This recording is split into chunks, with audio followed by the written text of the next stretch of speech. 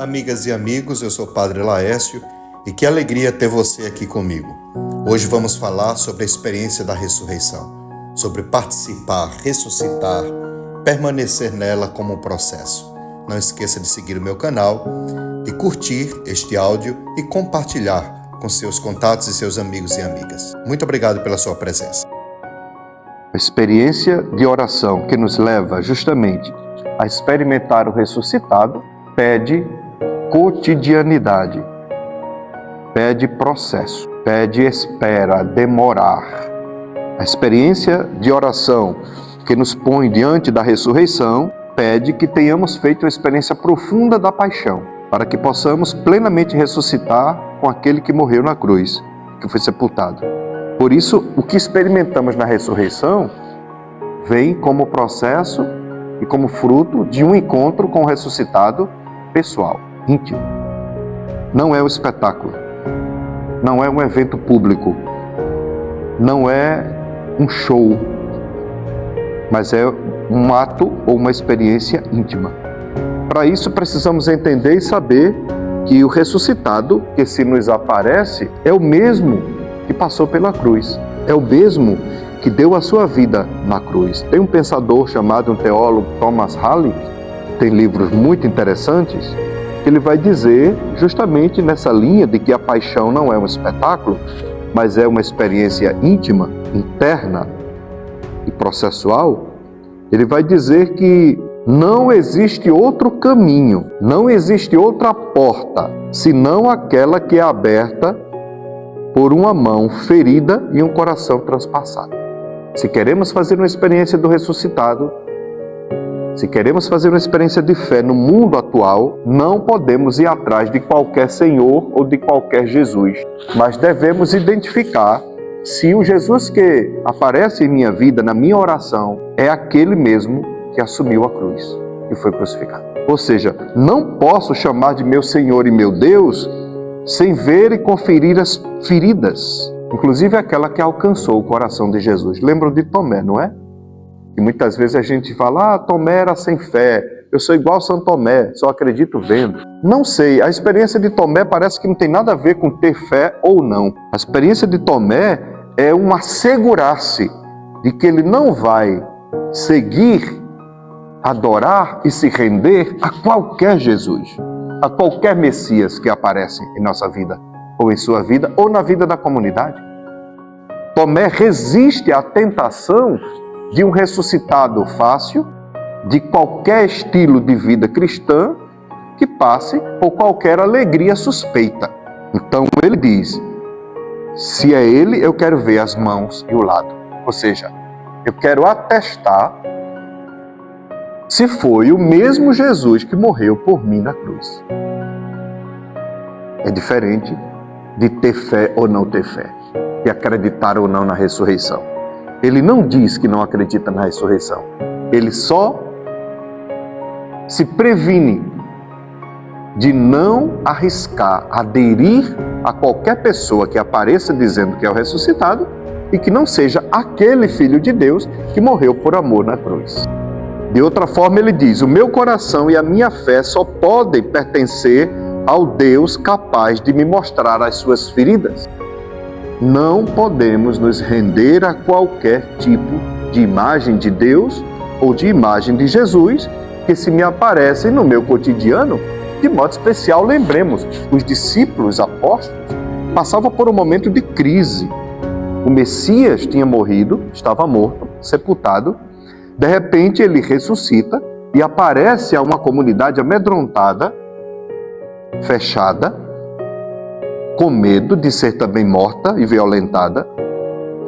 E, obviamente, de repente aparece agora um Messias, um ressuscitado, dizendo-se Messias, dizendo-se ressuscitado.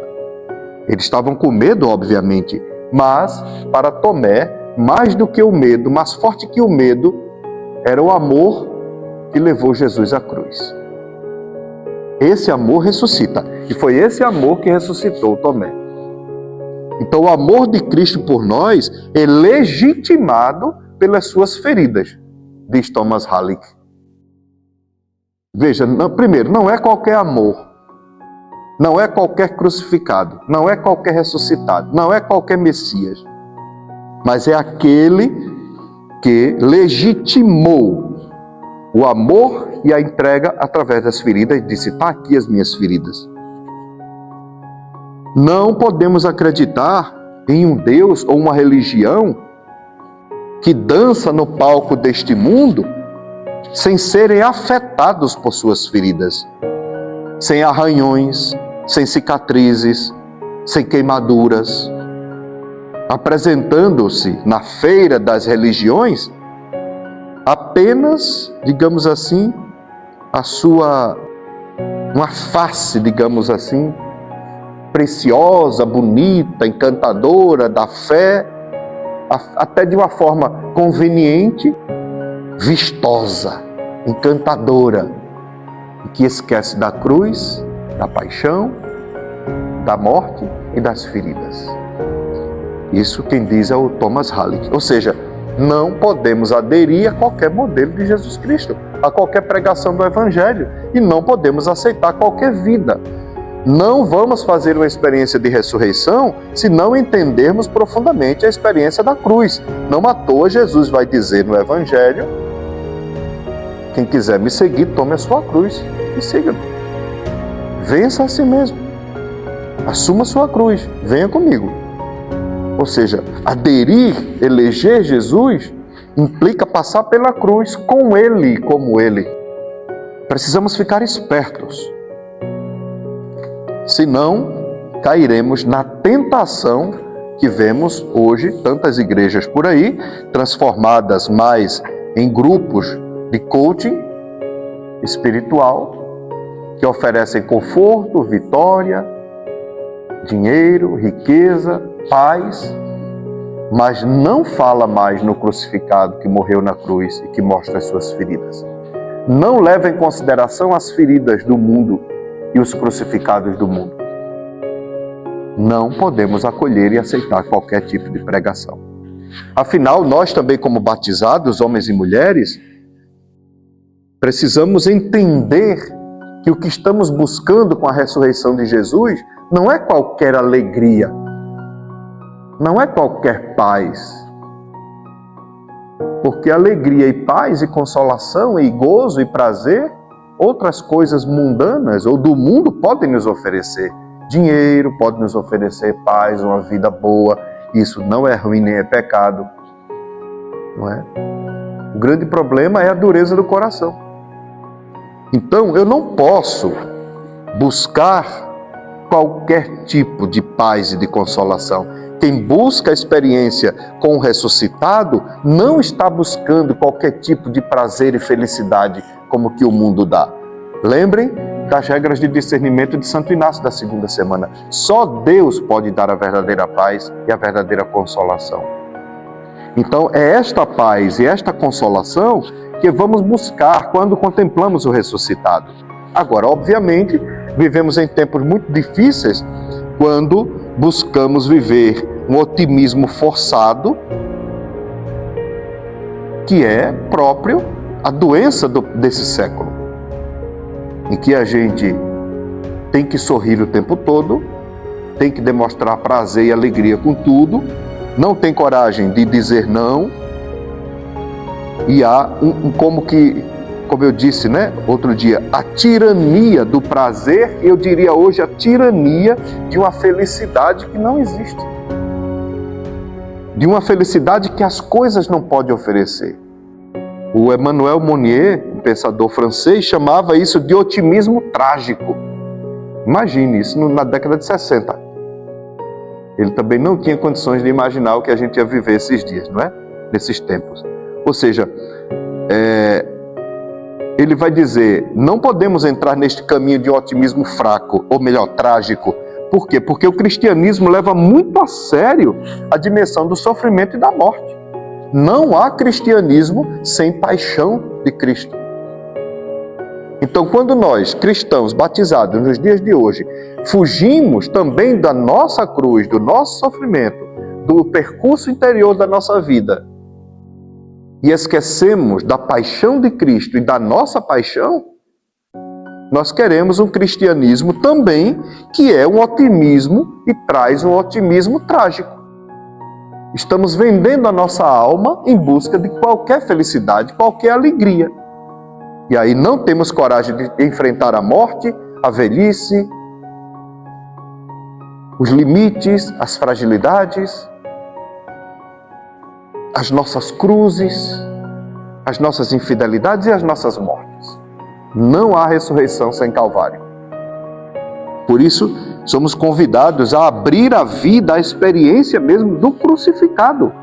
Não há domingo de Páscoa sem Sexta-feira Santa, não nos iludamos mesmo. Não há vida consagrada sem os votos, pobreza, castidade, obediência.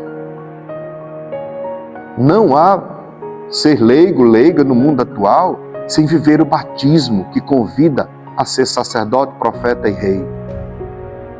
Não há cristianismo sem profecia. Quanto mais próximos de Jesus ressuscitado, aquele mesmo que passou pela cruz, mais compassivos seremos. Porque nós também fomos abraçados pela misericórdia.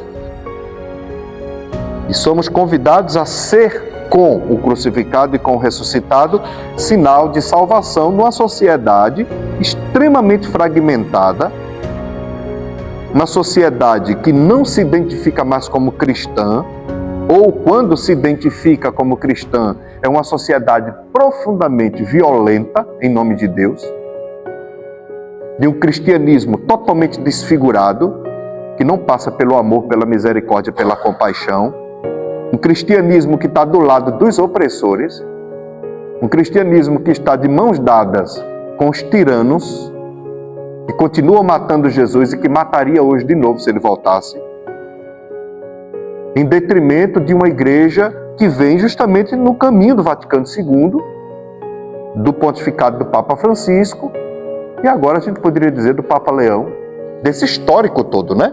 João Paulo II, ou melhor, João 23, Paulo VI, Paulo I, João Paulo II, Bento XVI, Francisco Leão.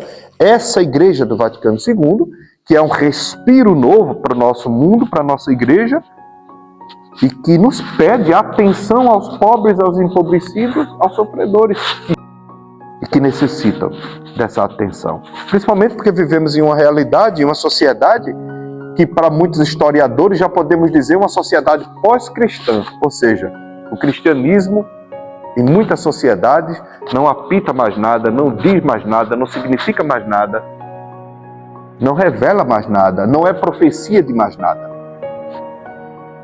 Ou mesmo a sociedade pós-religiosa, a própria religião vai se esfarelando, se fragmentando e deixa de ter um peso, uma importância e uma relevância. A religião passou para o âmbito mesmo do privado. Cada um faz o que quer, vive a religião que quer, do jeito que quer. E o que a religião tem para dizer ao mundo e à sociedade não importa. Em muitas sociedades, não é? É justamente a hora em que nós, como cristãos católicos, precisamos entender que chegou a hora da profecia. Como os papas têm feito isso muito bem. Contra a guerra, contra a fome, contra a imigração forçada, contra a humilhação, a morte dos pobres, a violência. Isso é entender que estamos em uma sociedade ainda de crucificados, que precisa ser ressuscitado. Então, o chamado hoje é que sejamos profetas em uma humanidade que ainda é possível falar de uma humanidade capaz de ser humana de fato, de respeitar as diferenças, de respeitar o ser humano em sua individualidade, de respeitar a religião do outro, os limites geográficos, de sermos uma igreja mais afável, cristãos mais afáveis, consequentemente mais críveis. O Papa Leão falou esses dias, né? Precisamos recuperar a credibilidade de uma igreja ferida. Igreja ferida. Essa é a nossa profecia. Sermos misericordiosos, compassivos, como diria o Papa Francisco, a igreja em saída, hospital de campanha, de portas abertas, que se mistura, que é capaz de se sujar quando vai em direção daqueles que já estão sujos pelo mundo. Uma igreja mais autêntica, que cumpre a profecia de sermos, de fato, seguidores daquele que morreu por amor na cruz e que ressuscitou por amor. E continua ressuscitando no cotidiano, em nossa vida, no dia a dia. Continuamos, como diria o frei David Sameraro, precisamos continuar sendo sentinelas de uma nova aurora, mesmo diante de uma noite escura, mas longa. Parece que vivemos uma noite escura, né? A guerra aí à nossa porta de novo, Estados Unidos entrando na guerra mais uma vez, não é? Do Oriente Médio, ameaçando com mais guerra, mais bomba, o Irã ameaçando os Estados Unidos e Israel ameaçando todo mundo. E qual o papel? E o Papa disse ontem, Papa Leão, não podemos nos acostumar com a guerra. Não podemos naturalizar a guerra. Por isso, irmãs, irmãos, precisamos ir em direção dessa nova aurora que brota da experiência e da contemplação do ressuscitado. Quando contemplamos o ressuscitado, renovamos em nós a esperança de dias melhores, de uma humanidade melhor, de tempos melhores, de uma igreja melhor, de uma vida religiosa mais humana e de leigos e leigas mais compassivos. Amém.